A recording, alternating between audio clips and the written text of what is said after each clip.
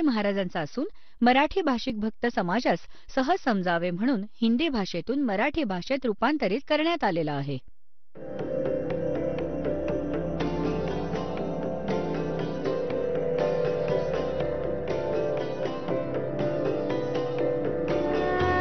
और ज्ञान सब ज्ञान डी कबीर ज्ञान सो ज्ञान और जैसे घोड़ा तोब का करता चले मैदान. जगद्गुरु तत्वदर्शी संत रामपालजी महाराजांचे अमृत वचन सर्व पवित्र धर्मांच्या व पवित्र शास्त्रांच्या आधारावर. त्याची भक्ती करणारा तो आहे भक्तियुक्त पुरुष अंतःकाळी. योग बलाने, योगबल म्हणजे भक्तीच्या शक्तीने, भ्रुकुटीच्या मध्यात प्राणास चांगल्या प्रकारे स्थापित करून मग निश्चल मनानं स्मरण करत त्या दिव्य परम पुरुषास परम अक्षर ब्रह्मलाच प्राप्त होतो. श्रीमद भगवद्गीता अध्याय नंबर 17 श्लोक नंबर 23 मध्ये गीता ज्ञानदाता म्हणतो, ते परमाक्षर ब्रह्मच्या प्राप्तीसाठी सच्चिदानंद घनब्रह्म प्राप्तीसाठी 3 मंत्रांचा जप आहे. ओम तत्सत आपलं तर याने सार्वजनिक केलंय आणि तत् नि सत्च याला ज्ञान नाही, कारण की याने त्या समयी आवेशात येऊन परमात्म्याच्या त्या ज्ञानाचा नाश केला. मग परमात्मा येऊन ते ज्ञान सांगतात, स्वयं आपलं अन्य रूप धारण करून. तर हे त्याचे एजंट समजू शकत नाहीत. परमात्मा या तऱ्हेने ते आपल्या वाणीत लपवून जातात. मग इथं स्वयं येतात किंवा आपला दास पाठवून आपल्या लेकरांपर्यंत ज्ञान मग सार्वजनिक करतात. आता 17व्या अध्यायाचा 23वा श्लोक पुन्हा दाखवतो आपल्याला. पहा, ही श्रीमद भगवद्गीता 17व्या अध्यायातील 23वा श्लोक दाखवतो. अध्याय नंबर 17 हा 23 नंबरचा मंत्र आहे. ओम तत्सती ओम तत्सत इति निर्देशः ब्रह्मणः त्रिविध स्मृतः ब्राह्मणः तेन वेदाच यज्ञाच विहितः पुरा. ओम ओम तत् तत् तत् सत सत. ओम तर सरळ आहे, तत् आणि सत हे गुप्त आहेत, सांकेतिक आहेत. असा हा 3 प्रकारचा सच्चिदानंद घनब्रह्मचं नाव सांगितलंय, परमअक्षर ब्रह्मचं नाव सांगितलंय. आता हे काय स्पष्ट झालं की श्रीमद भगवद्गीतेमध्ये गीता ज्ञानदाता हा ऑप्शन देते की त्या परमअक्षर ब्रह्मच्या प्राप्तीचा विधी त्या सूक्ष्म वेदात आहे. त्या ज्ञानास तू तत्वदर्शी संतांकडे जाऊन समजून घे. ते सच्चिदानंद घनब्रह्मच्या वाणीत निहित आहे. आता पुण्यात्म्यांनो, हा 3 अक्षरी मंत्र जो आहे ही साधना आहे. आता काय, जसं आमचे जे इष्ट आहेत ते तर परमात्मा सत्पुरुष कबीर साहेब आहेत. आमचे इष्टदेव अनंत कोटी ब्रह्मांडांचे रचनाहार, कुळाचे मालक हे कबीर साहेब, कबीर देव, कबीर परमेश्वरजी आहेत, जे बनारसमध्ये काशी शहरात एका विणकराची भूमिका करत तत्वज्ञानाचा प्रचार करत आपल्या समर्थतेचं प्रमाण देऊन सशरीर आले होते, सशरीर निघून गेले होते. हे आमचे पूज्य इष्टदेव आहेत. आता जसं आपणास जलाचा महिमा माहिती आहे आणि जल प्राप्त करण्यासाठी आपणास जी काही साधनं घ्यावी लागतील, जी साधना करू ती तर मजुरी आहे, ती साधना आहे. आता उद्देश काय? ती जलप्राप्ती आहे, ते आमचं उद्देश आहे. तर ज्या साधनेत आपण अवजारे प्रयोग करू ती आमची उपास्य नाहीयेत, ती आमची ते साध्य नव्हे, ती साधना आहे. आपली जी प्राप्ती ती जल आहे, आमचा उद्देश ही जलप्राप्ती आहे. तर जसा हा ओम आणि तत्सत या 3 मंत्रांचा जप आहे, आपणास त्या परमअक्षर ब्रह्मला प्राप्त करायचंय. त्या गीतेच्या अध्याय नंबर 18च्या श्लोक नंबर 62 मध्ये गीता ज्ञानदाता म्हणतो की अर्जुन, तू सर्व भावाने त्या परमेश्वराला शरण जा. त्याच्या कृपेनेच तू परम शांतीला आणि सनातन परमधामाला प्राप्त होशील. यातून सिद्ध झालं की गीता ज्ञानदात्याहून अन्य ते परमाक्षर ब्रह्म आहे. त्याला शरण जाण्याने परम शांतीला आणि सनातन परमधाम, जे कधी नष्ट न होणारं शाश्वत स्थान, सतलोक स्थान प्राप्त होईल.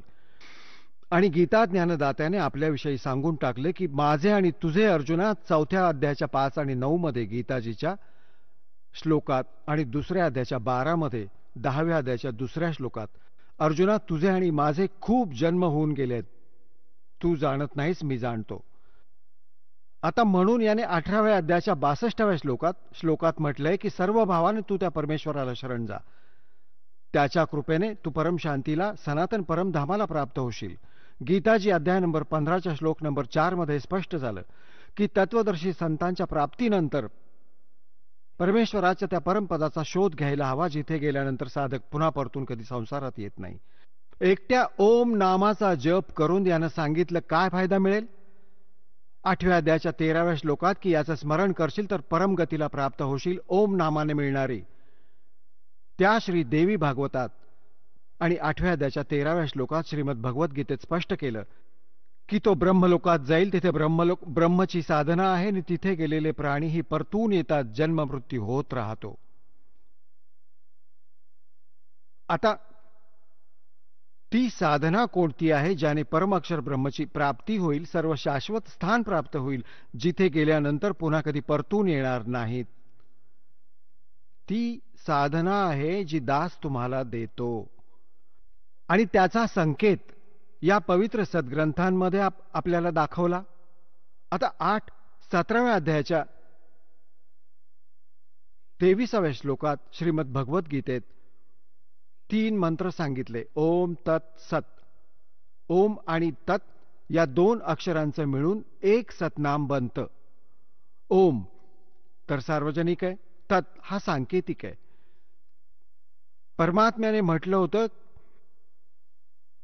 की आपण जे मूळ ज्ञान आहे ते अजून गुप्त ठेवलंय आणि जोपर्यंत या मधल्या पिढीची वेळ येत नाही तोवर आपण त्याला सार्वजनिक करणार नाही. नाहीतर हे काळाच्या द्वारा चालवल्या जाणाऱ्या पंथांचे पंथी या गुरूंच्या हाती लागला हा मंत्र, तर तेही 30 नामं द्यायला लागतील आणि मग ते अधिकारी नसतील आणि मग माझ्याशी कोणी परिचित नाही होऊ शकणार.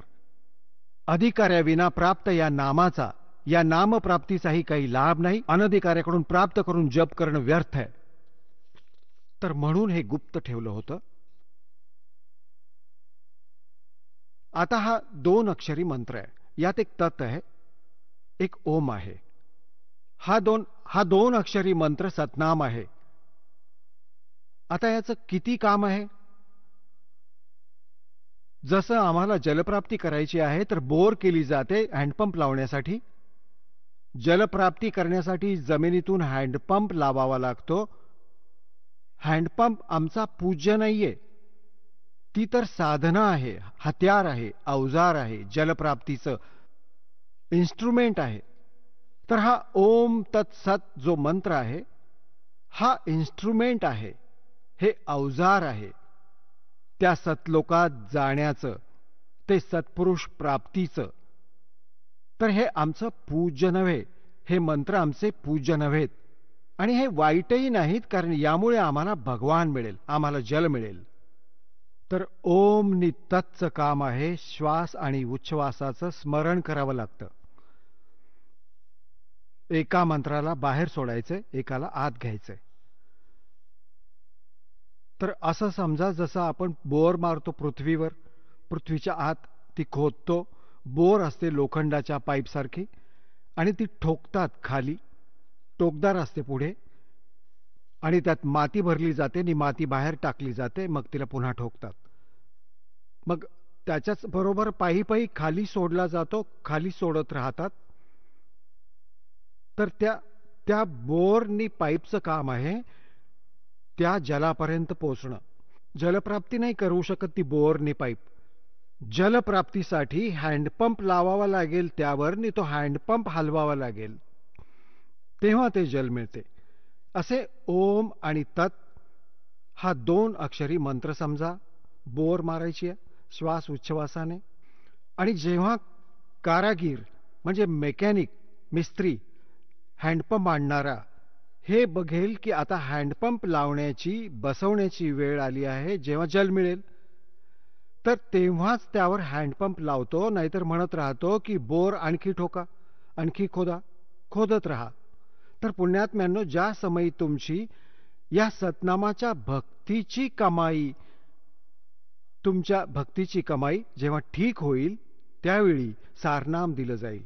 तेव्हा हे सारनाम समजा हँडपंप आहे, आणि हँडपंपचंही मग स्मरण करायचं आहे, त्याची मजुरी करायची आहे, त्याची साधना करायची आहे, तेव्हा हे जल मिळेल. तर हे तिन्ही मंत्र, आदिनामही म्हणतात सारनामाला आदिनाम, आणि सतनाम म्हणतात 2 अक्षरांचं, एक ओम आणि एक तत्. तर या तिन्ही मंत्रांच्या साधनेने आपल्याला परमात्मा मिळेल. आणि जसं तुम्हाला आज सकाळच्या सत्संगात, जसं की तुम्हाला पूर्वी सांगितलं आहे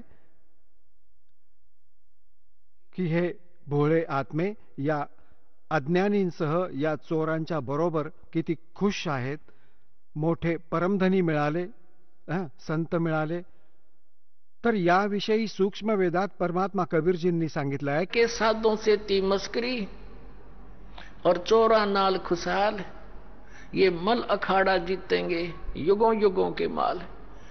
तर असं म्हणतात की या चोर नकली संतांजवळ तर मोठे प्रसन्न होऊन बसलेत, आणि जेव्हापासून या दासानं हा मार्ग स्टार्ट केला परमेश्वराच्या आज्ञेनं, त्या दिवसापासूनच संघर्षाचा सामना करावा लागत आहे. करून थकाण याच कारणानं करवलं या अज्ञानी दुष्ट लोकांनी.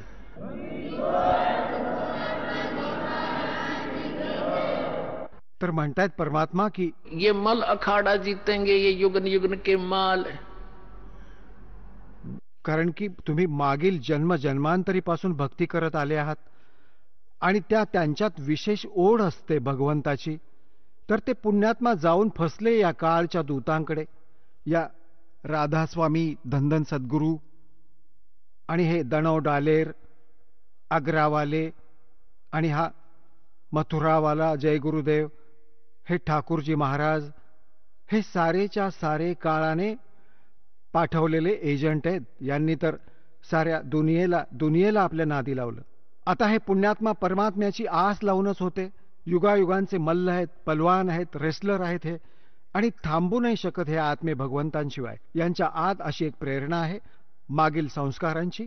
आणि आता हे फसले या काळाच्या दूतांकडून की जिथे काही भक्ती नाहीये, ज्योत लावणे यांनी बंद करून टाकलं, धर्मकर्माचे काही मार्ग नाहीत, विधी नाहीत, शास्त्रानुकूल साधना नाही.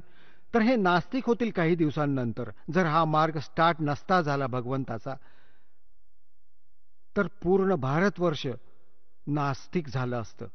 आता हे नास्तिक झालेच आहेत. जसे ख्रिश्चन आहेत, सर्व मांस खातात, दारू पितात, सिगरेट पितात, काही मनाई नाही. फक्त एकदा चर्चमध्ये हे केलं की चल भाऊ. तर ही काय भक्ती आहे? इथेच सीमित होतं. काही दिवसांनंतर हे जेवढेही त्या दुसऱ्या महापुरुषांकडे गेले, त्यांना परमधनी जाणून आता सर्वांची दुर्गती होईल, थोड्या दिवसात सुरू होऊन जाईल. आणि मग नास्तिक होतील, विचार करतील कुठे भगवंत नाहीये. आम्ही 6-6 तास ध्यान लावून पाहिलं, गुरुजी तर 2.5 तास सांगत होते. तर आता परमात्म्याने कृपा केली की आपल्याला हा यथार्थ भक्तीचा मार्ग मिळाला. आता काय की जसं ये तो मल अखाड़ा जीतेंगे युगन युगन के माल. ते पुण्यात्मे हे खरं ज्ञान ऐकतील, मग पळत येतील आपल्या या यथार्थ स्थानी. ते राहू नाही शकत तिथं. आज काय बालक आहेत, केसांची त्वचा सुद्धा ओरबडून देतील जेव्हा समजून आले की यांना परमधनी मानलंय, हे सांगतील ते फायनल आहे. आता त्यांना कखही माहिती नाही, सतनामाचा पत्ता, काळाच्या 5ही नामांचा जप करवतात आणि गोष्टी करतात सतलोकी जाण्याच्या. ना त्यांना सतनाम माहिती, ना सचखंड माहिती, ना सारनाम माहिती, ना सार शब्द माहिती. तेच सतनाम, तेच सार शब्द, तेच सत्पुरुष, तेच सतलोक, तेच सचखंड. ही काही गोष्ट आहे? ना डोकं ना पाय यांच्या ज्ञानाला निभाता मारतात सचखंडात जाण्याच्या.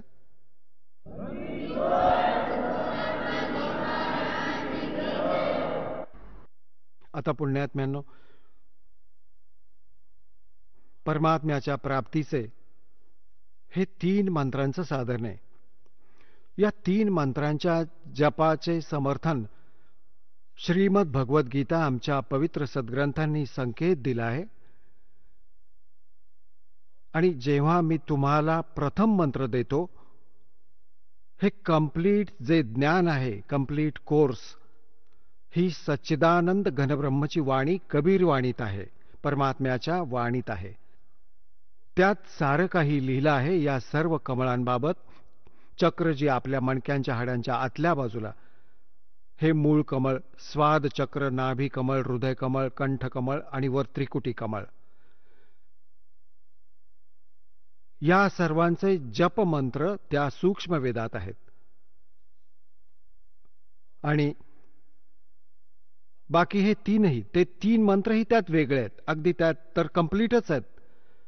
आणि त्यातही त्या महापुरुषांनीही ज्यांना आपण मोक्ष प्राप्त मानतो, जसे आदरणीय धरमदास साहेबजी, आदरणीय मुलुकदास साहेबजी, आदरणीय घिसा दादू साहेबजी, आदरणीय गरीबदास साहेबजी, आदरणीय नानक साहेबजी, आदरणीय घिसादास साहेबजी, आदरणीय गरीबदास साहेबजी गाव छुडानी, जिल्हा झज्जर, हरियाणा वाले, आणि आदरणीय नानक साहेबजी हे शीख धर्माचे प्रवर्तक, आदरणीय घिसादास साहेबजी गाव खेकडा, जिल्हा मेरठ, उत्तर प्रदेश वाले. तर जितकेही हे पंथ परमात्म्याच्या सतलोकाचा महिमा गाणारे आहेत, हे आदरणीय नानक साहेबजींच्या वाणीला विशेष करून मानतात. आता त्या वाणीमध्ये काय लिहिलंय? 5 नामांचा उल्लेख आहे. पण गुरु ग्रंथ साहेब मध्ये ती 5 नामं ओपन नाहीत. कारण ज्या वाणीत ती कंप्लीट ओपन होती, कंप्लीट होतं, ते कंप्लीट ज्ञान होतं, ती प्राणसंगली होती. तर त्यास पूर्णपणे प्रकाशात आणलं गेलं नाही आणि नाही गुरुग्रंथ साहेबमध्ये त्याचा उल्लेख केला गेला. का नाही केला गेला?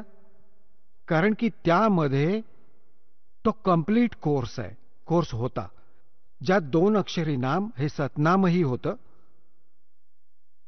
एक घटना घडली होती. आता पुण्यात्म्यांनो, हे तर सद्ग्रंथातून तुम्हाला दिसलं, 3 मंत्रांच्या जपाने सर्व होईल. आता त्या महापुरुषांनी ज्यांनी परमात्म्याच्या कोणत्या मंत्रांचा जप केला त्याचीही ओळख करून देतो. आपली जी आज सकाळच्या सत्संगातली कॉन्सेप्ट सुरू झाली होती, ती 2 तासात समाप्त होऊ शकत नाही. आता समापन होईल त्याचं 4 तासांनी. म्हणून दुपारी ती कॉन्सेप्ट क्लिअर मध्येच सोडलं होतं, आता ती पूर्ण केली जाते. आता पुण्यात्म्यांनो, परमात्म्याने म्हटलं होतं, धर्मदास मोरी लाख दवाई, ये सार शब्द कई बार न जाई, सार शब्द बार जो पढ़ी बिचली पीढ़ी हंस नीतर ही. मग काय सांगितलं होतं की या सतनामालाही सार्वजनिक नका करू. आणि परमात्म्याने काय सांगितलं की सोहम शब्द हम जग में लाए और फिर सार शब्द तो हमने कति गुप्त छुपाए. हे जे अन्य पंथांचे पंथी सोहम नाम ही बरोबर हे कुठली वीट नि कुठला रोडा बनवून त्याचा प्रयोग करतात.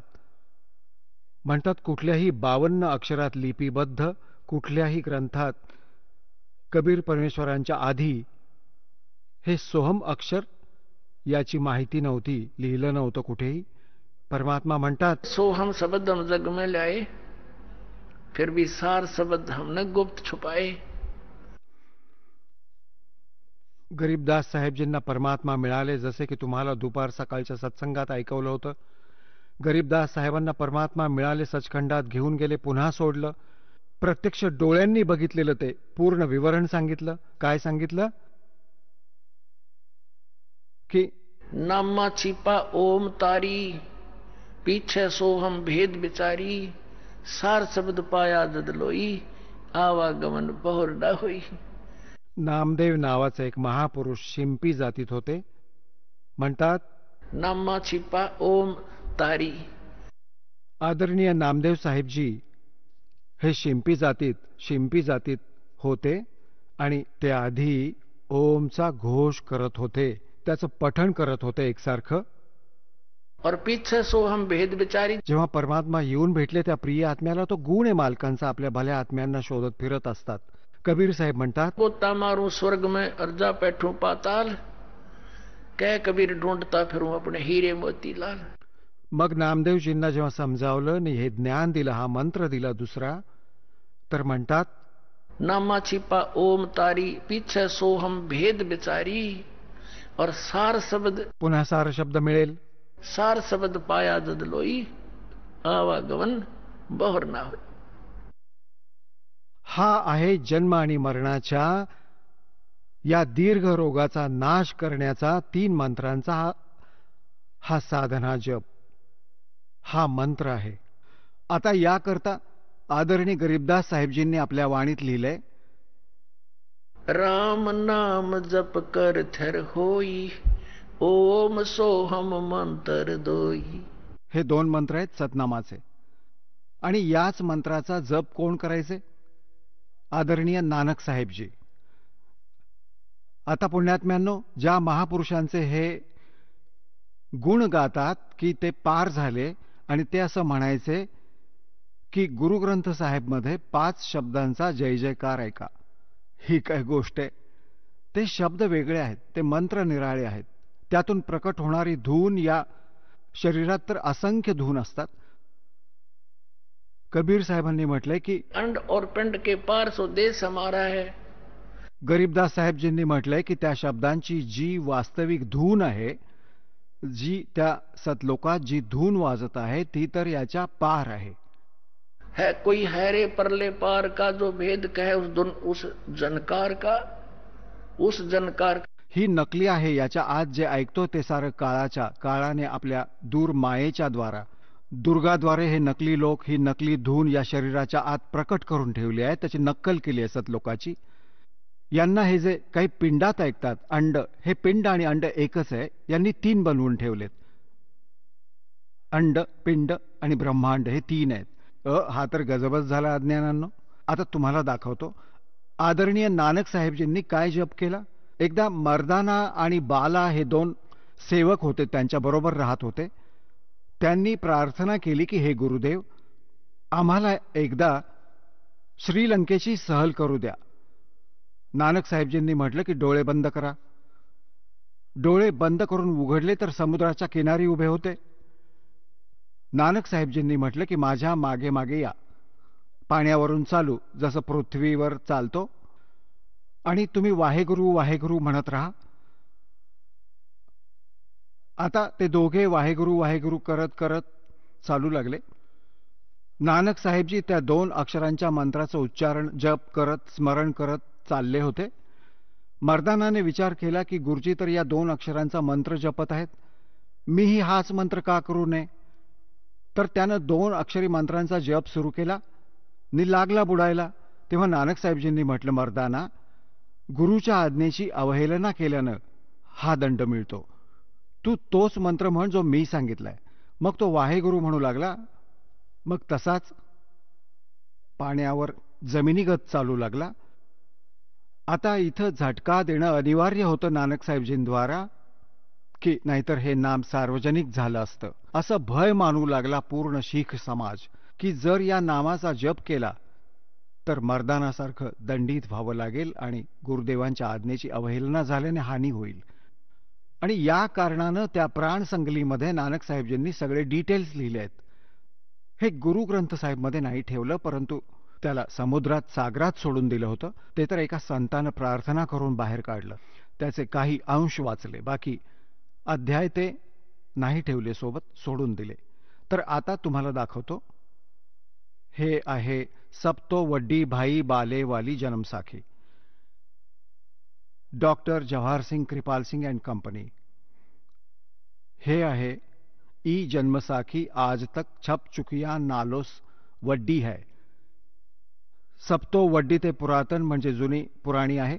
भाई बालेवाली जन्मसाखी श्री गुरु नानक देवजी दी पंजे साहेब दी साखी ते दस्सा बादशाह ते जीवन समेत मुक्कमल साखिया हान प्रकाशक आहेत.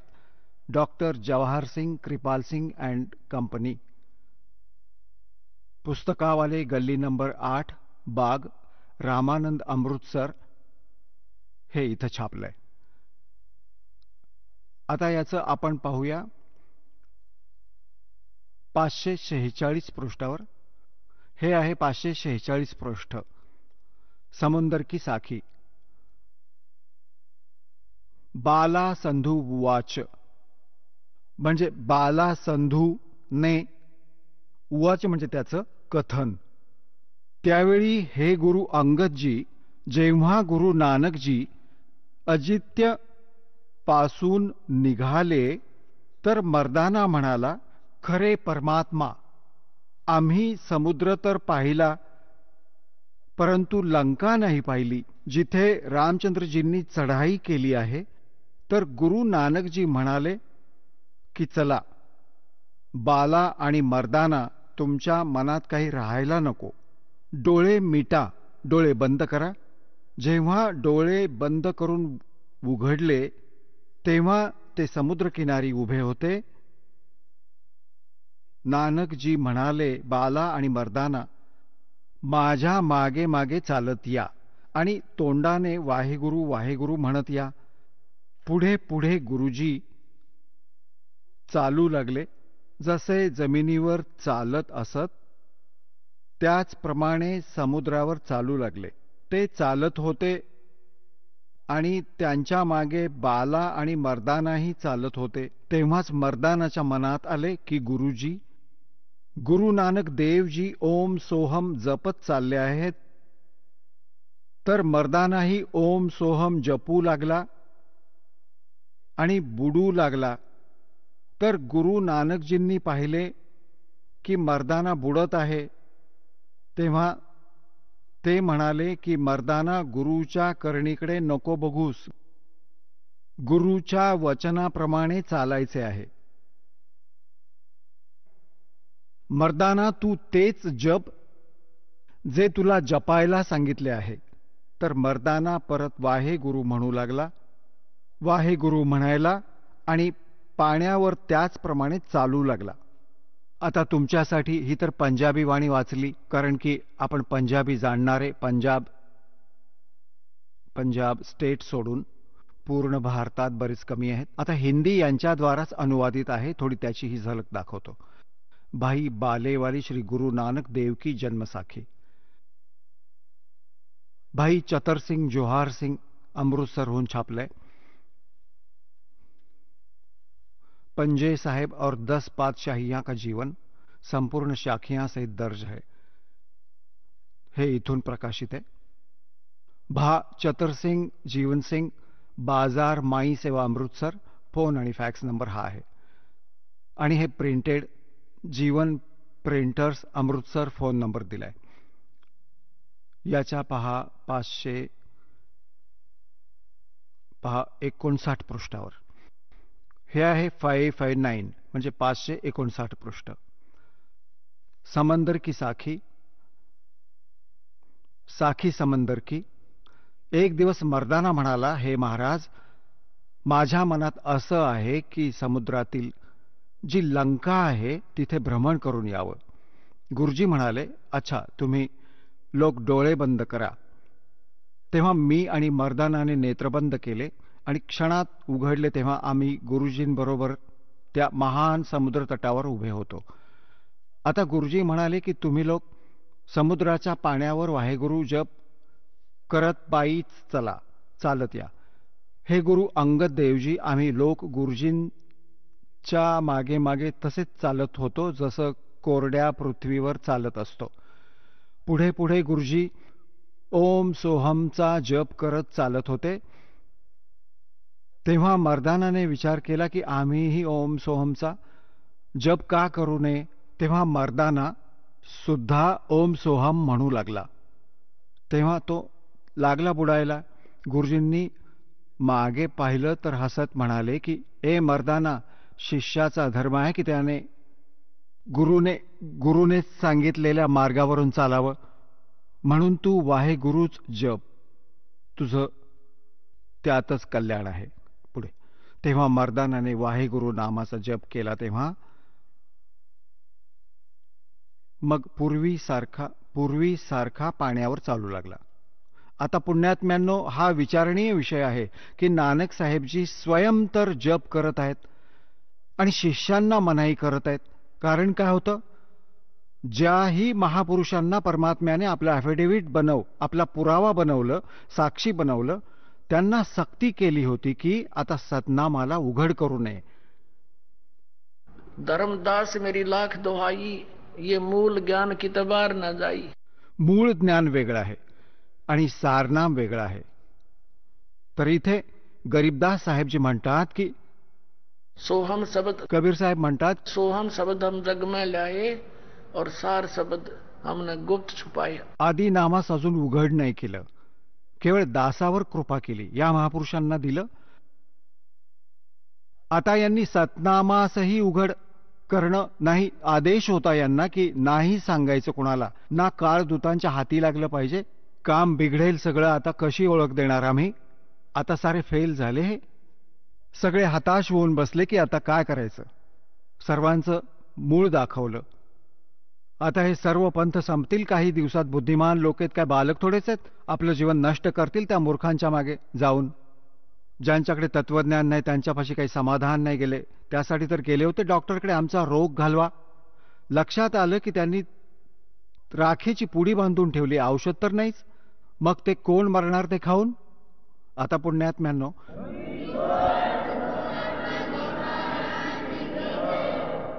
एक थोडंसं प्रमाण आणखी दाखवतो की नानक साहेबजींना परमात्म्याचा आदेश होता की आता हे मुळीच सांगू नका.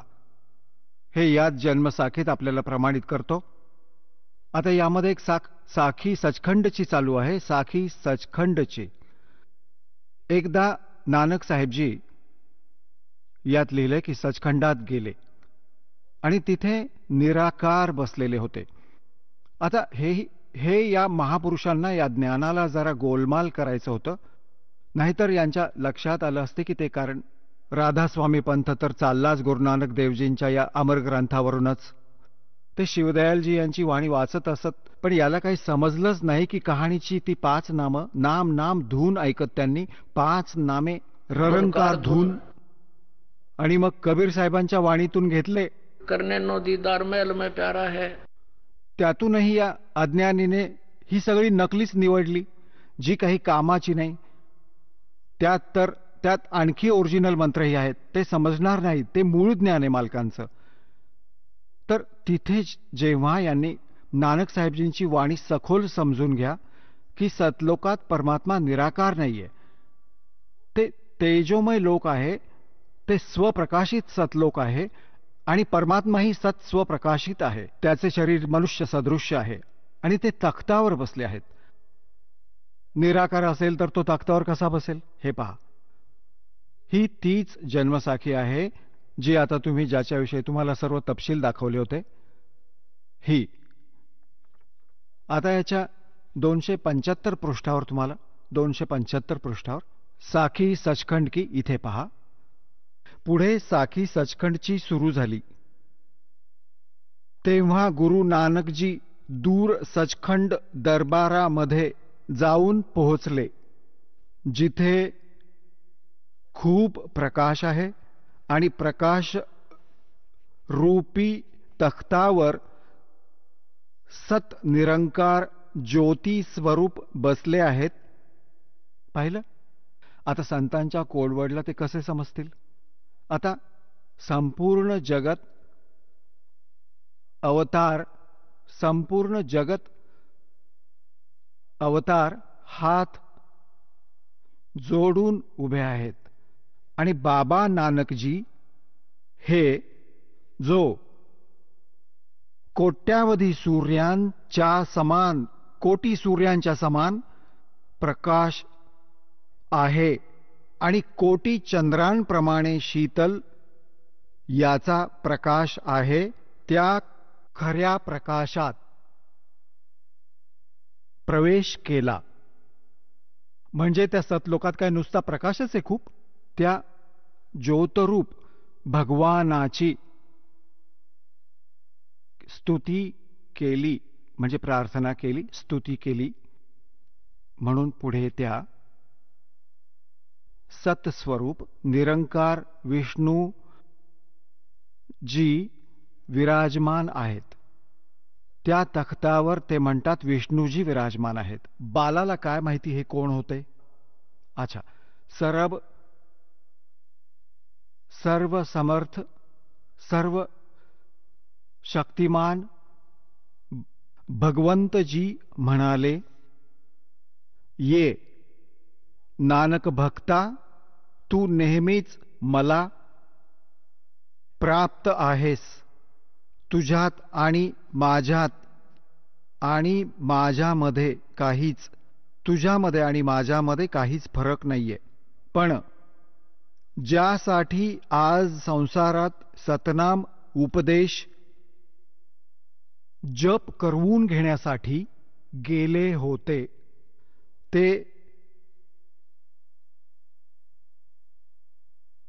ते जप करवून घेतला आहे.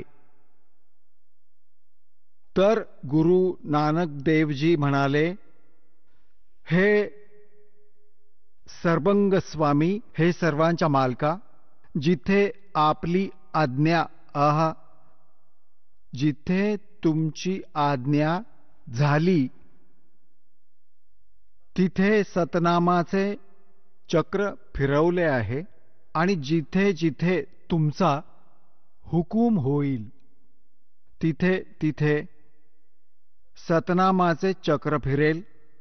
पुढेही जशी तुमची आज्ञा होईल, जशी तुमची कृपा होईल, अगदी तसेच होईल. होय होय. याने काय सिद्ध झालं की या महापुरुषांना सक्त ताकीद होती. जसे धर्मदास साहेबजींच्या वाणीमध्ये तर स्पष्ट मिळत आहे की धर्मदास मेरी लाख दुआई, और ये सार नाम और ये सतनाम की तबार न जाई. ये सार नाम बार जो पढ़ी बिचली पिढी हंसली तरीही. आपण मधल्या पिढीचे आहात पुण्यात्म्यांनो. आता परमात्म्यानं सांगून ठेवलंय की पूर्ण विश्वात या सतनामाच्या आधारे सारनाम प्राप्त करून सर्व प्राणी, सगळे प्राणी जे या नावास ग्रहण करतील या दासाकडून सगळे सतलोकात जातील. हा असा मोक्ष मिळेल. बोलो सतगुरुदेव.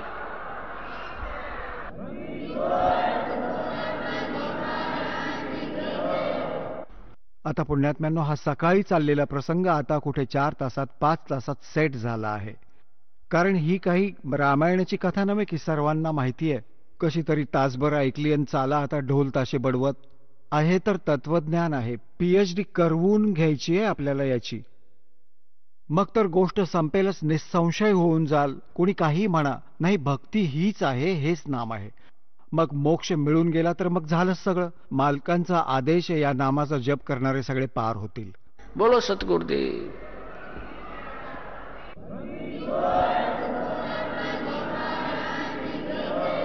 चला आता आपण त्या श्रद्धाळूंचे अनुभव जाणून घेऊयात, ज्यांनी जगद्गुरू तत्वदर्शी संत रामपालजी महाराजांकडून दीक्षा प्राप्त केलेली आहे, तसेच त्यांच्याद्वारा सांगितलेल्या भक्ती मार्गावर चालत आहेत. नमस्कार. सत साहेबजी. आपलं नाव? माझं नाव युवराज शंकर ढोबळे. आपण कुठून आलात? मी नागपूर, महाराष्ट्र स्टेट. आपण काय व्यवसाय करत आहात? मी प्रोफेसर ऑफ मॅथमॅटिक्स होतो 1970 पासून पंजाबराव कृषी विद्यापीठामध्ये. त्यानंतर माझी बदली झाली नागपूरला ॲग्रिकल्चर कॉलेज नागपूरला. मी जवळजवळ 1970 पासून सुरुवात केली नोकरी, आणि आता 1999ला रिटायर्ड झालो. सर, संत रामपालजी महाराजांची गुरुदीक्षा आपण कधी घेतली? 18 ऑक्टोबर 2013ला. संत रामपालजी महाराजांची गुरुदीक्षा घेण्या अगोदर आपण व आपला परिवार कोणती भक्ती साधना करत होतात? रीतिरिवाजाप्रमाणे पारंपरिक भक्ती मी करायचा. त्यामध्ये प्रामुख्याने सरस्वती, राम, कृष्ण आणि शंकर भगवान यांची मी भक्ती करायचा. दर श्रावण महिन्यामध्ये शंकराला मी रेग्युलरली 1 महिना प्रति दिवशी 108 बेलाचं वाहत होतं त्यांना. आणि त्या सर्व प्रकारामध्ये मी नदीवर रोज थंड पाण्याने आंघोळ करून शंकराची आराधना करत असायचा. त्यानंतर त्या गावात असताना एक संत मला भेटले. ते स्वतःला कबीरपंथी म्हणत होते. त्यांच्याकडे मी सहज गेलो. त्यांचं ज्ञान ऐकून मी प्रभावित झालो आणि त्यांना प्रश्न विचारला की बा आता कबीर तर हा मुसलमान होता, तुम्ही हिंदू धर्म सोडून कसे का प्रवेश केला? त्यावेळेला ते माझ्या प्रश्नाला हसले आणि त्यांनी मला समजावून सांगितलं की कबीर हा ना मुसलमान आहे आणि ना हिंदू आहे. हा एक उच्च प्रकारचा संत आहे आणि त्या कबीर पंथामध्ये सर्व काही सांगितलेलं आहे. त्यांच्या ज्ञानाने मी प्रभावित झालो आणि त्यानंतर त्यांनी मला त्यांच्या आश्रमचा संत कबीर आश्रम कोच्ची नंदापूर नागपूरपासून 50 किलोमीटर अंतरावर असलेल्या ठिकाणी आश्रम म्हणून सांगितल्यावर मी त्यांच्याकडे जाण्यानं सुरू केलं. त्यानंतर त्यांनी मला विचारलं मग तुम्ही भक्तीचा उद्देश काय आहे? तर मी म्हटलं मला ईश्वराचं प्रत्यक्ष दर्शन करून द्या. ज्याच्या हातामध्ये शंख चक्र गदा पद्म आहे अशा प्रकारची मला मूर्ती दाखवून द्या, मी तुमचा शिष्य व्हायला तयार आहे. त्याच्यावर त्यांनी मला सांगितलं की बा तुकाराम महाराज, ज्ञानेश्वर महाराज यांनी जे संतांनी जे ईश्वराचं दर्शन केलं त्याप्रमाणे तुम्हाला होईल. त्यांचं नाव संत अजबदासजी बनसिंगे कोच्ची असं होतं. मी त्यांना विनंती केली की ठीक आहे, मी तुमच्या शिष्य व्हायला तयार आहे, मला ते दाखवून द्या. त्यानंतर नागपंचमीला त्यांनी मला दीक्षा दिली. त्या दीक्षेला ते म्हणतात कुंजीभेद. तो त्यांनी मला कुंजीभेद दिला रात्रीला. आणि त्यानंतर सकाळी एक दुसरं दृश्य दाखवलं आकाशात. ते म्हणाले की हे कबीरपंथी आहे आणि जे तुम्हाला रात्री दाखवलं त्याला बारापंथी म्हणतात. तर आपल्याला दोन्हीचं प्रकारचं नॉलेज आहे, बारापंथी आणि कबीरपंथी. बाकीच्या लोकांना फक्त बारापंथीच माहीत आहे, कबीरपंथी कोणालाच माहीत नाही. जनरली फार कमी लोक आहेत. तर तुम्हाला दोन्ही प्रकारचं ज्ञान मी दिलेलं आहे, याचा तुम्ही आता अभ्यास करा. त्याप्रमाणे मी बारापंथीचा कुंजीभेदाचा अभ्यास करायला लागलो. त्या कुंजीभेदामध्ये डोळे आणि कानाचा संबंध त्यावर आपल्या युक्तीप्रमाणे कुवतीप्रमाणे प्रेशर देऊन जे काही तुम्हाला दिसतं ते पाहायचं असतं. त्याच्यामध्ये सर्व कालाचे अनुभव येतात. त्यामध्ये चंद्र, सूर्य, तारे, ज्योती आणि प्रकाश याचं दर्शन होतं. ते तुम्ही जेवढं जास्त पाहाल तेवढं तुम्हाला ते स्वरूपाचं दर्शन होत असतं, ज्याला बारापंथी म्हणतात असं त्यांनी मला सांगितलं.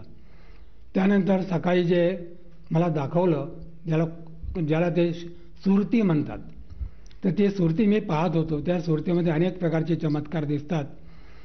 सुईच्या टोकापासून तर मोठमोठ्या जागापर्यंत झब्बे दिसतात. अनेक प्रकारचे त्या दिसतात.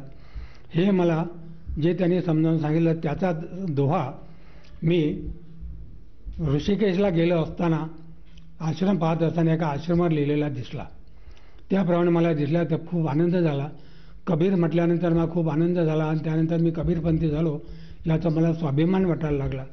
आणि कबीर नंतर माझा असा एकदम खूप परिचय झाला. मी कबीराशिवाय बोलत नव्हतो. जेवताना, खाताना, पिताना, राहताना कबीरच म्हणायचा मी. त्यानंतर आमचे जे गुरुबंधू होते त्यांनी आणखी एक मला सांगितलं मी कबीर हा आपला दोस्त आहे. म्हटलं कसा का दोस्त आहे बा? हा तर संत आहे उच्च प्रकारचा. नाही म्हणे. मग त्याने मला साकेदोहा म्हणून दाखवला. पाणी से भी पातला धुवा से अति झीन ऐसा दोस्त हमने कबीर कीन. या साकेदोह्याप्रमाणे कबीर साहेब आपला दोस्तही आहे आणि उच्च प्रकारचा संत आहे. आपण त्याची भक्ती करायला पाहिजे असं मला सांगण्यात आलं. आणि त्याप्रमाणे मी कबीर करत जवळजवळ 2000 पर्यंत 1970 पासून तर 2000 पर्यंत याच भक्तीमध्ये मी होतो. त्यानंतर माझे मित्र होते सहकारी प्रोफेसर ऑफ मॅथमॅटिक्स, ते आणि आम्ही एकाच कॉलेजमध्ये होतो, ॲग्रिकल्चर कॉलेज नागपूर. त्यांना मी सांगितलं बा अशा प्रकारे भक्ती आहे, तुम्ही यात या. ते आडेवडे घेत यात आले आणि आम्ही दोघांनी नंतर भक्ती करायला सुरुवात केली. त्यांना एक नवीन प्रकारचं कुंजीभेदामध्ये दिसून आलं. आपल्या डोळ्याच्या पाहण्यामध्ये अनेक प्रकारचे पदर आहेत. त्या पदरापैकी एक पदर त्यांना गवसला आणि त्यांनी मला सांगितलं की आपण जी काही भक्ती करतो आहे ती चुकीची आहे. मला कसं चुकीची आहे मला समजावून सांगा. त्यानंतर त्यांनी आम्हाला ती समजावून सांगितली. तर त्यामध्ये दृष्टीपथामध्ये जे आपण बघतो त्याच्या एका विशिष्ट पदरामध्ये 2 बोट अंतरावर दृश्य आपण एकत्रित करायचं. त्याप्रमाणे मी करत गेलो आणि त्यातूनही मला काही प्रकाशवर तोच दिसला, पण मला फारसा काही फरक त्या दोघात वाटला नाही. परंतु आम्ही त्यांना गुरु मानून 2012पर्यंत या भक्तीमध्ये रममान राहिलो. आणि त्यानंतर आम्ही ती भक्ती करत असताना एक दिवस मला माझ्या मित्राचा रायबरेलीचा फोन आला कि ढोबळे बोले एक संत रामपाल जी महाराज है. तो मैं कौन है, उनका मेरे को पता दो, उसको देखना चाहिए, उनको मुलाकात करना मेरी इच्छा है बोला. तो मला पता तो मालूम नहीं, फिर कैसा करना. मला खूप लागून गेलं. तर कसं का भेट घ्यायची बा म्हणून मी एक दिवस टी व्ही पाहत असताना मला अनेक चॅनलवरती टी व्ही पाहत असताना संत रामपालजी महाराजांचा सत्संग दिसला. त्यामध्ये खालील पट्टीवर नंबर लिहिलेले होते. त्या नंबरवर मी SMS पाठवून ज्ञानगंगा नावाचं पुस्तक बोलावून घेतलं. ते ज्ञानगंगा वाचल्यानंतर मला आणखी उत्सुकता निर्माण झाली आणि त्यामध्ये शेवटच्या पानावर बरवाला तिथे राहतात संत रामपालजी महाराज असं मला दिसलं. मी बरवाला कधी पाहिलेलं नव्हतं, दिल्लीच्या पलीकडे कधी गेलेलो नव्हतो. मी लगेच ते पुस्तक पाहून त्या मार्गाने दिल्लीचं रिझर्वेशन केलं. त्यानंतर मग तिथून हिसारचं रिझर्वेशन केलं आणि हिसारवरून मग बसने बरवाल्याला पोहोचलो. सर, जसं तुम्ही सांगत आहात की तुम्ही पूर्वीपासूनच कबीर पंथांशी जुडलेले होतात आणि तुम्ही संत अजबदासजी पनसिंगे यांच्याकडनं नामदीक्षा आणि गुरुदीक्षा घेतली होती आणि ती भक्ती साधना तुम्ही 30 वर्ष केली. त्यानंतर तुम्ही डॉक्टर दिवाकर उमाटे यांना सुद्धा आपले गुरु बनवले आणि त्यांच्याकडनं सुद्धा भक्ती साधना केली. असं असताना तुम्हाला असं का जाणवलं की संत रामपालजी महाराजांचीच भक्ती साधना आपण स्वीकारावी? कारण माझ्या मित्रांनी सांगितल्याप्रमाणे संत रामपालजी महाराज कबीरपंथीयांना आणि तो दुसऱ्याला आपल्या ज्ञानाने प्रभावित करू शकतो याची मला एकदम ओढ लागली. आणि ती व्यक्ती कोण आहे, त्यांना भेटून मला दीक्षा घ्यायची असं मला एक ओढ निर्माण झाली. आणि त्या ओढीपोटी मी बरवाला जाऊन ती दीक्षा घेतली 18 ऑक्टोबर 2013ला. आणि ते ज्ञान ऐकल्यानंतर गुरुजी सत्संग संत रामपालजी महाराजांचा सत्संग चालू होता त्यावेळेला 3 दिवसाचा. आणि असे त्या सत्संगात मी आलो आणि मला तो सत्संग ऐकून एकदम प्रभावित झालो. लाईनमध्ये लागलो आणि संत रामपालजी महाराजांचा आशीर्वाद घेतला. आणि तेथून मग नागपूरला आल्यानंतर मी त्यांना बाकीच्यांना सांगितलं, माझ्या दोस्त मित्रांना, बा आपली भक्ती जी आहे ती फार चुकीची आहे, कालाची भक्ती आहे आणि यातून काही आपला मोक्ष होत नाही. मोक्ष व्हायचा असेल तर तुम्ही संत रामपालजी महाराजांचीच नामदीक्षा घ्यायला पाहिजे असं अनेकांना सांगितलं. त्यापैकी आमच्याबरोबर उमाटे साहेबासोबत असणारे जे कोणते भक्त लोक होते ते काही माझ्याबरोबर आले आणि काहींनी माझी टिंगलसुद्धा उडवली, माझा उपवास केला. पण मी त्यांना सांगितलं तुम्ही पुस्तक वाचा, 4 वेद 6 शास्त्र 18 पुराण यानुसार ही भक्ती सांगितल्या जाते. आणि आपण जी भक्ती करतो त्यात आपल्याला प्रमाण कोणी सांगितलेलंच नाही, प्रमाणात दाखवत नाही कोणी, फक्त तोंडी सांगतात. मनमती भक्ती आहे म्हटलं ही. आणि ही भक्ती प्रमाणशास्त्रासहित आहे आणि ही फलदायी आहे. ही भक्ती केल्यानंतर अनेक प्रकारची फळं, अनेक प्रकारची दुःखं नाहीशी होतात, अनेक प्रकारचे रोग दुरुस्त होतात असा भक्तांचा अनुभव आहे. तेव्हा मी त्यांना खूप विनंती केली, गावोगावी फिरलो, त्यांना सांगितलं की तुम्ही या पंथात या, माझ्यावर तुम्ही विश्वास ठेवा आणि खोटं असेल तर मी सोडून द्या, पण तुम्ही एकदा तर पुस्तक वाचा आणि भक्ती करा. मी गावोगावी फिरायचा सर्वांना, त्यात मला काही लोक मिळाले, जवळपास 50-60 लोक मी माझं म्हणणं ऐकलं आणि ते या पंथात आले आणि आज ते सुखी आहेत. सर, जसं की तुम्ही सांगत आहात की संत रामपालजी महाराज हे शास्त्रोक्त भक्तीत येतात आणि त्यांची जी भक्ती साधना आहे ती भक्ती साधना आणि जी यापूर्वी आपण जी भक्ती साधना करत होतात त्याच्यामध्ये आपल्याला काय फरक आढळला? संत रामपालजी महाराजांनी दिलेली नामदीक्षा आणि आधीची दिलेली दीक्षा यामध्ये जमीन अस्मानचा फरक आहे. आधीचे लोक जे दीक्षा द्यायचे ते जे काही प्रमाण दाखवायचे ते फक्त कालाचे प्रमाण दाखवायचे. कबीर ग्रंथातून, कबीर बोधसागरमधून एकही प्रमाण ते भक्तीचं दाखवत नव्हते. आणि ही जी भक्ती आहे संत रामपालजी महाराजांनी सांगितलेली ही मोक्षदायी आहे. मोक्षदायीच्या सोबतच अनेक प्रकारची लाभ देणारी आहे. संत रामपालजी महाराज अनेकांच्या, लाखो लोकांचे कॅन्सरसारख्या दुर्धर बिमाऱ्या दुरुस्त केलेल्या आहेत. हे प्रत्यक्ष अनुभवावरून लोकांच्या आपल्या लक्षात येतं.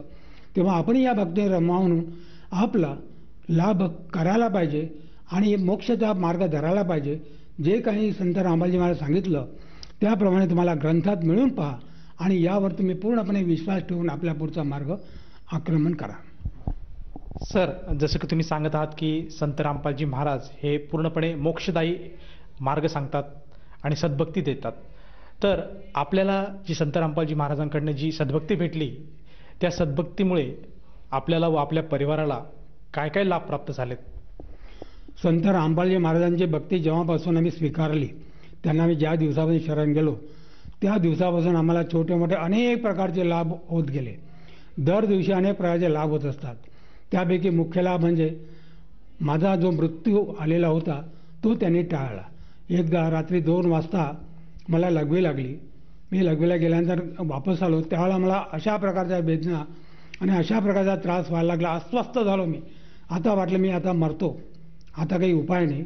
घरचे लोक झोपलेले होते, त्यांची झोप मोडू नये म्हणून मीच ठरवलं की एक चादर जमिनीवर टाकायची, झोपून राहायचं आणि दिलेल्या मंत्राचं स्मरण करत आपलं मरण स्वीकारायचं.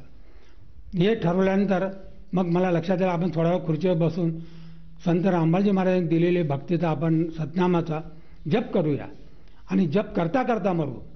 आणि म्हणून मी खुर्चीवर बसून संत रामपालजी महाराजांनी दिलेला सतनामाचा मंत्र जपायला सुरुवात केली.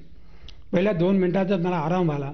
जे काही मला अस्वस्थपणा तो चालला गेला आणि जो विकनेस वगैरे बाकी होता तो नंतर 5-10 मिनिटातच नाहीसा झाला आणि एका मी मरणाच्या फेऱ्यातून वाचलो. आणि आज जो काही मला लाभ मिळत आहे त्या लाभापासून मी वंचितही झालो असतो आणि मला मोक्षही मिळाला नसता. ही संत रामपाल महाराजांची फार मोठी कृपा माझ्यावर झाली आणि त्याने मला या मृत्यूपासून वाचवलं. दुसरा अनुभव असा की एकदा मी आणि मिसेस घरून बाहेर जाताना एका टर्निंगवर क्रॉस करत असताना एक खूप स्पीडनी एक तरुण येत होता. आता असं वाटलं की हा आम्हाला टक्कर मारणार आणि आमचं काय पुढे होईल याचं काही शाश्वती नाही असं समजून मी ते गाडी चालवली आणि अशा मोठ्या मुश्किलने 2-3 बोटाच्या अंतराने ती गाडी निघून गेली आणि आम्ही त्यातून वाचलो. ही संत रामपालजी महाराजांची फार मोठी कृपा आमच्यावर झाली. हा दुसरा लाभ झाला. तिसरा लाभ, मी रस्त्यावरून जात असताना एका चौरस्त्यावर माझ्यावर अशी काही लचक आली की मी खालीच बसलो. तेवढ्यामध्ये जर एखादा ट्रक किंवा काही माझ्या अंगावर आला असता तर मी त्याच वेळी मृत्यूला पावलो असतो. तर या ठिकाणी मला संत रामपालजी महाराजांची कृपा आडवी आली आणि त्यांनी मला यातून वाचवलं. माझ्या मिसेसला संत रामपालजी महाराजांनी 4दा मृत्यूच्या काहीतून वाचवलेलं आहे. तिला एकदम चक्कर येऊन एकदम ती बेशुद्ध पडायची, बोलणं बंद, सर्व बंद व्हायचं. आम्हाला घाबरून गेलो होतो. अशा वेळेला मग मला संत रामपालजी महाराज आठवण आल्याबरोबर मी त्यांनी दिलेलं अमृत जल तिच्या तोंडात 2 थेंब टाकायचा, कारण पूर्ण देऊ शकत नव्हतं कारण दातकिळी बसली राहायची. आणि ती अमृत जल दिल्यानंतर ती 2-3 मिनिटात शुद्धीवर येऊन आणखी पूर्ववत व्हायची. हे जर अमृत जल मला मिळालं नसतं ती त्याच वेळेला कोमात जाऊन ती मृत्यूला गेली असती. तर अशा प्रकारे 4दा तिला असे अटॅक आले. त्यांना 1970 पासून जवळपास BP आणि शुगरचा त्रास होता आणि तो काही केला जात नव्हता. त्या भक्तीमुळे आता तिचं सर्व नॉर्मल आहे आणि तिची भक्ती चालू आहे. त्यानंतर 4दा माझी मिसेस मृत्यूच्या तडाख्यातून वाचल्यानंतर मला इतके लाभ झाले की मला शेती जवळजवळ 12 एकर शेती झाली आहे. त्यानंतर माझं 3 मजली घर झालेलं आहे त्यांच्या कृपेमुळे. या घराची आम्ही कधी कल्पनाही केली नव्हती. आम्ही 2 वेळचं जेवण बनवणं मुश्किलने मिळणारे लोक, आज मला 3 मजली घर आहे. माझ्या मुलाला MBBS त्यांच्या कृपेमुळे झाला तो, आणि तो संत रामपालजी महाराजांच्या कृपेमुळेच आज अमेरिकेमध्ये पदार्पण करून तो पीडियाट्रिक्समध्ये MD करत होता. आता तो सध्या नोकरीला लागलेला आहे, ही त्यांचीच कृपा आहे. त्यानंतर माझी मोठी मुलगी डॉक्टर पंकजा ढोबळे, ती MD MS इन ऑप्थॅल्मॉलॉजी झालेली आहे आणि ती चांगल्या पगारावरती पांडिचेरी या ठिकाणी रेटिना सर्जन म्हणून काम करते. तिला एवढे काही लाभ दिले कबीर साहेबांनी आणि संत रामपालजी महाराजांनी की ती फॉरेनमध्ये जर्मनी वगैरे गेली असताना तिने जवळपास अर्ध जग पाहिलेलं आहे. ज्यावेळेला ती जर्मनीला होती, एक हॉटेल दिसत नव्हतं, त्यावेळेला तिने संत रामपालजी महाराजांची आठवण केली. ती लगेच एक साध्या वेशामध्ये आलेला गृहस्थ सांगायला लागला, कारण जर्मनीमध्ये इंग्रजी कोणी जाणत नाही, फक्त जर्मनीच जाणतात आणि याला जर्मनी येत नव्हती. तर त्या संत रामपालजी महाराजांच्या रूपात आलेला तो मनुष्य त्यांनी सांगितलं की बेटा तुम जो हॉटेल ढूंढ रही है ये बाजू में आहे. लगेच तिथे हॉटेलमध्ये गेली आणि आपला तिथे मुक्काम केला आणि आपलं पुढचं कार्य केलं. तिथे ती लेक्चर द्यायला गेलेली होती. अशा प्रकारे माझ्या डॉक्टर पंकजाला London, America, Germany, Italy, Norway या ठिकाणी, पॅरिस या ठिकाणी अनेक प्रकारचे योग येऊन ती दरवर्षी तिचा नंबर भाषण द्यायला लागतो आणि दरवर्षी ती जात असते. अशा प्रकारे तिची खूपच प्रगती झालेली आहे. आणि रेटिना सर्जनमध्ये जो मानाचा कोर्स आहे तो होईला लंडनला हिचं सिलेक्शन झालेलं आहे. त्यामध्ये फक्त हिंदुस्थानातून ही एकुलती एक आहे. आणि जे जगात रेटिना सर्जन आहेत त्या 5मध्ये हिचा नंबर लागतो. इतकं तिला संत रामपालजी महाराजांनी एक्सपर्ट बनवलेलं आहे. दुसरी माझी छोटी मुलगी आहे, तिने इंग्लिशमध्ये प्रोफेसर आहे. तिने PhD केलेलं आहे इंग्लिशमध्ये आणि तिचे थेसिस इतके सुंदर झालेले आहेत की जो इंटरव्ह्यू घेणारा तो प्रभावित होऊन हिच्या खास भेटीला आलेले होते. त्यांनी विचारलं का तुम्ही इतकं सुंदर कसं काय लिहिलं, तर त्यांनी म्हटलं माझ्या मुलीने सांगितलं मी संत रामपालजी महाराजांची भक्त आहे आणि त्यांनीच मला स्फूर्ती दिली आणि त्यांच्यामुळे मी इतकं सुंदर थेसिस लिहू शकले. तिच्या थेसिसची खूप तारीफ झाली आणि आज ती head of the department of इंग्लिशमध्ये कळमेश्वरला लेक्चरर म्हणून काम करत आहे. त्यानंतर माझी छोटी नातीन तिची मुलगी तिला दीक्षा दिलेली आहे. तिचा पहिला शाळेत असताना 10वा 12वा 15वाचा नंबर यायचा. मी त्या पोरीला थोडं समजावून सांगून तिच्याकडून भक्ती करून घेतली. आज तिचा नंबर पहिल्या 3मध्ये येतो. कधी पहिला, कधी दुसरा, कधी तिसरा. 3च्या खाली कधीच आलेला नाही. ही सर्व रामपालजी महाराजांची आमच्यावर कृपा आहे आणि आम्ही सर्व स्वस्थ आहोत. घरामध्ये अगदी प्रेममय वातावरण आहे आणि आम्हाला कोणत्याही प्रकारचं दुःख नाही आहे. सर, जसं तुम्ही सांगत आहात की संत रामपालजी महाराजांकडनं आपण व आपला परिवार पूर्णपणे सद्भक्ती करत आहात आणि या सद्भक्तीमुळे, या सत्साधनेमुळे आपल्याला बरेचसे लाभ प्राप्त झालेत. तर या अनुषंगाने आपण जे आपले इतर भगत समाज जे आज आपल्याला टीव्हीवर बघत आहात त्यांना काय संदेश देऊ इच्छिता? मी त्यांना हे सांगू शकतो प्रेमाने की बाबांनो, माझ्या दोस्तांनो, मित्रांनो, आया बहिणींनो, तुम्ही हे बाकीची भक्ती सोडून कमीत कमी एक पुस्तक ज्ञानगंगा संत रामपालजी महाराजांकडून जे फ्रीमध्ये भेटते कमीत कमी ते बोलवा, ते तुम्ही वाचा आणि संत रामपालजी महाराजांचा टीव्हीवर येणारा सत्संग ऐका आणि तुम्ही त्वरित संत रामपालजी महाराज नामदीक्षा घेऊन आपला उद्धार करा, आपले सांसारिक कामामध्ये यश मिळवा आणि अशा प्रकारे तुम्ही ही भक्ती सुरू करून आपला मोक्षाचा मार्ग प्राप्त करा, असं मी त्यांना प्रेमाने सांगू इच्छितो. सर, जर कोणा व्यक्तीला संत रामपालजी महाराजांची गुरुदीक्षा घ्यावायची असेल तर ती व्यक्ती गुरुदीक्षा कशी घेऊ शकेल? संत रामपालजी महाराजांची दीक्षा घेणं फार सोपं करून ठेवलं आहे संत रामपालजी महाराजांनी भक्तांकरता. जे टीव्हीवर अनेक प्रकारचे सत्संग येतात, अनेक टीव्हीवरती संत रामपालजी महाराज सत्संग येतात, त्यामध्ये खालील पट्टीवर नंबर येतात, फोन नंबर. त्या फोन नंबरवर फोन करायचा, आपलं नाव सांगायचं, स्टेट सांगायची आणि ते तुम्हाला तिथले जे भक्त लोक आहेत ते तुम्हाला सांगतील तुमच्या घराजवळ असणारा जे टीव्ही नामदान सेंटर आहे त्याचा तुम्हाला पत्ता देतील. आपण त्या पत्त्यावर जाऊन अवश्य नामदान प्राप्त करू शकता. नामदान हे निःशुल्क आहे.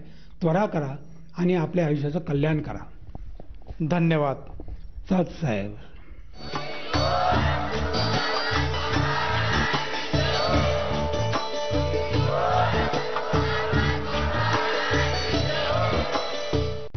आपण ऐकत होता जगद्गुरु तत्वदर्शी संत रामपालजी महाराजांचे मंगल प्रवचन. निःशुल्क नामदीक्षा प्राप्त करण्यासाठी आणि अधिक माहितीसाठी संपर्क करा 7030303951 7030303952.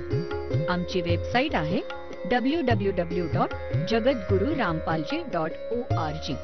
सर्व पवित्र धर्मांच्या व पवित्र शास्त्रांवर आधारित प्रमाणित अनमोल पुस्तक ज्ञानगंगा किंवा जगण्याचा मार्ग यापैकी कोणतेही एक पुस्तक निःशुल्क मागवण्यासाठी आम्हाला आपले पूर्ण नाव, पूर्ण पत्ता, पिनकोड सहित आणि फोन नंबर लिहून 7030303951 7030303952 नंबरवर SMS करू शकता किंवा आम्हाला 703030